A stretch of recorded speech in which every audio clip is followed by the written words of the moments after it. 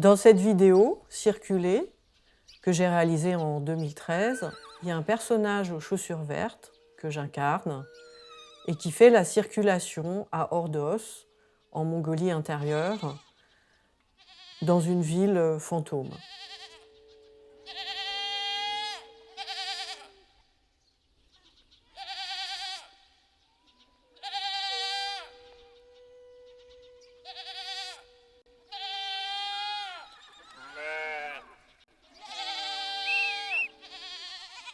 On entend au loin les sons des animaux du peuple mongol qui était jadis nomade, chassé par l'urbanisation intensive et qui viennent hanter la ville déserte.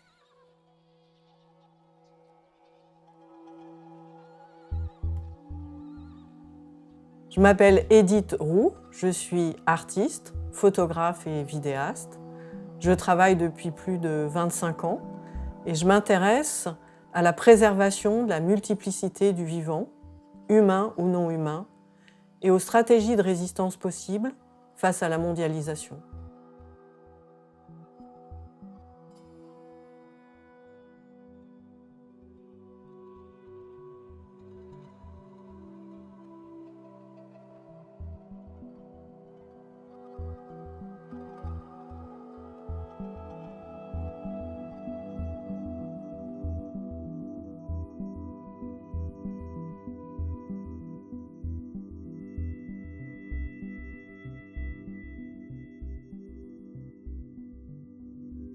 C'est le symbole de ville fantôme parce que c'est une des villes les plus importantes qui était prévue en fait pour 1 million d'habitants et qui, alors aujourd'hui je ne sais pas exactement combien d'habitants il y a, mais quand j'ai réalisé le travail, il y avait à peu près 30 000 habitants.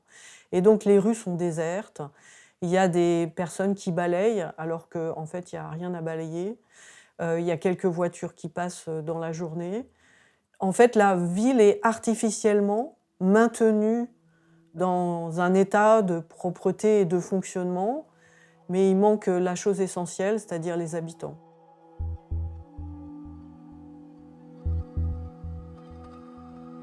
Dreamscape, c'est une œuvre que j'ai réalisée avant Dystopie, à Shanghai. C'est une composition graphique, c'est-à-dire que sur le terrain, j'ai vu ces architectures périurbaines qui surgissaient du sol, qui sont vraiment des architectures un peu copier-coller, qui imitent beaucoup de styles architecturaux. Et puis ces images posées sur les murs qui cachent les chantiers de construction, des images qui nous transposent un peu dans un paysage idyllique. Ce mur qui unifie l'ensemble de la série, finalement, il obstrue le regard du spectateur. Et donc on a envie de voir qu'est-ce qui se passe de l'autre côté du mur, derrière ces façades idylliques de paysages prometteurs, d'une urbanisation effrénée.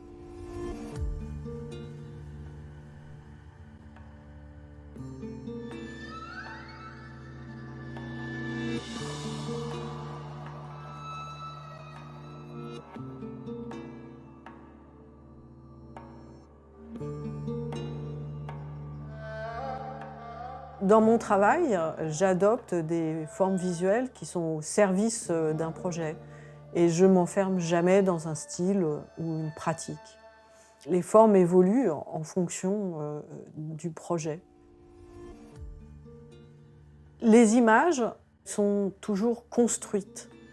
Il y a une forme de distanciation, pour reprendre un terme brechtien, qui, selon moi, permet un espace de liberté et de réflexion pour les spectateurs.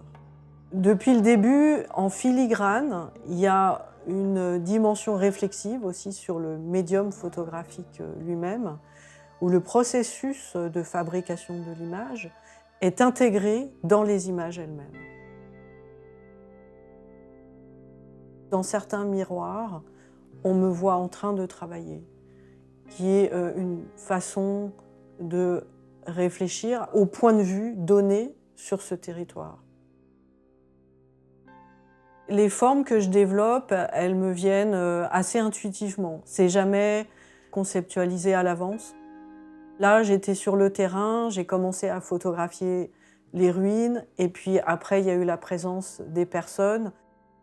J'ai utilisé une profondeur de champ et un éclairage qui fait que les personnes se détachent du fond. Ils posent de façon très digne, mais en même temps, on sent la fragilité de leur présence sur ce territoire. Les miroirs, ça m'est venu après, c'est-à-dire que c'est aussi une façon de signifier le hors-champ de l'image et d'inclure le hors-champ dans l'image.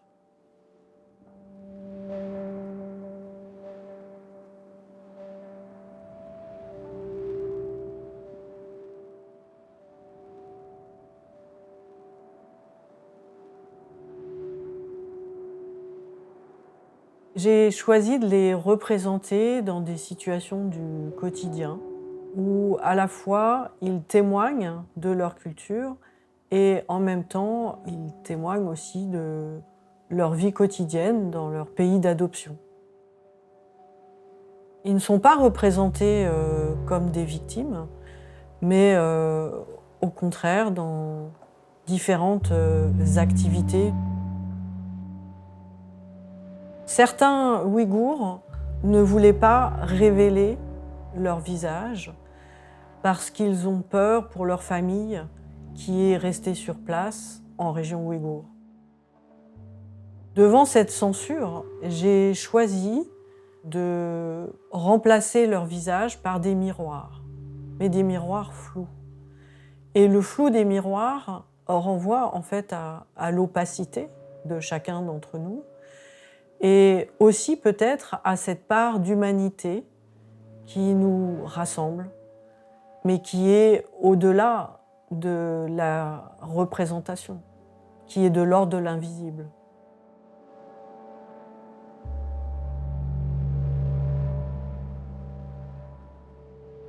Le spectateur active les images en se voyant reflété dans les miroirs.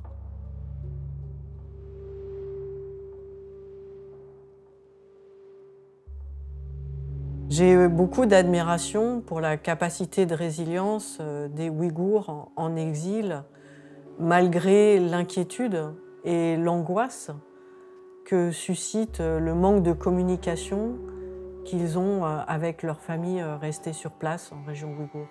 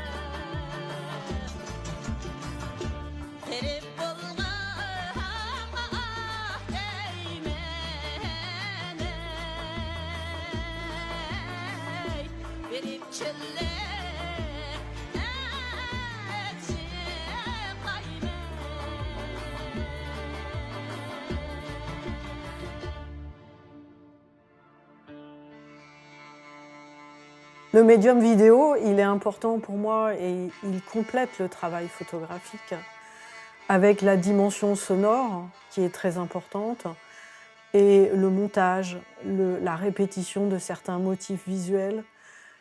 Tout cela permet d'apporter une dimension poétique à un projet ancré dans une réalité socio-politique parfois tragique.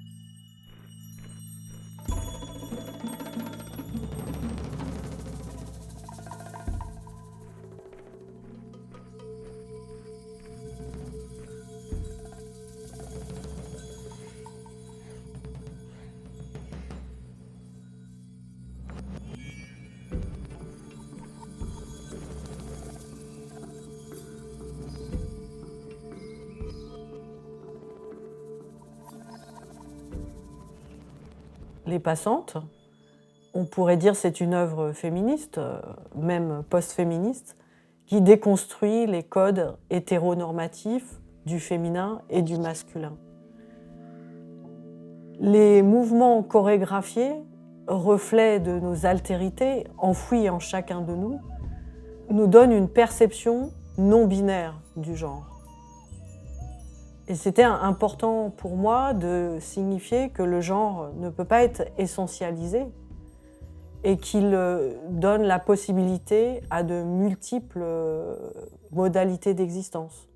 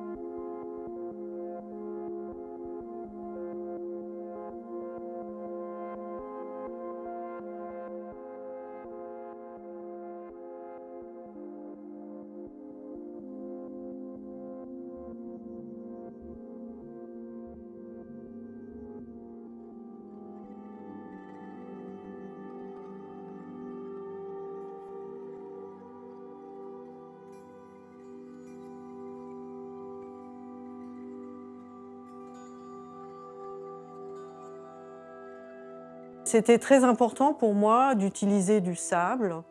Ce sable que j'ai collé donc sur cette photographie, qui vient de Grand-Bassam, qui a été envoyé de Grand-Bassam jusqu'à mon atelier, pour en fait signifier le partage de la mémoire. Un récit qui ne soit pas seulement raconté du côté de l'Europe, mais aussi un récit qui provient de la Côte d'Ivoire.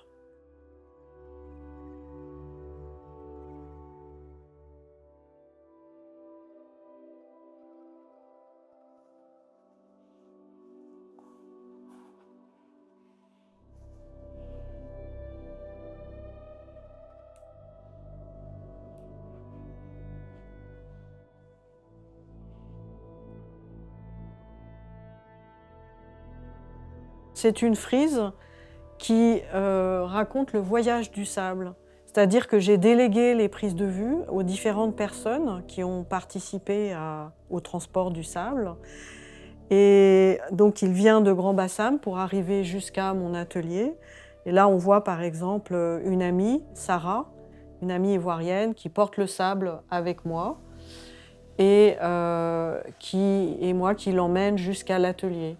Donc on est vraiment dans ce voyage de la Côte d'Ivoire vers l'atelier de l'artiste. La matière est très importante dans ce travail, la matière du sable. Et cette œuvre a été exposée à Cuba, à la Biennale d'art contemporain de la Havane. Et là-bas, j'ai prélevé une partie du sable cubain pour le déposer sur cette partie de l'image. Et donc c'est un travail qui est évolutif, qui est toujours en mouvement.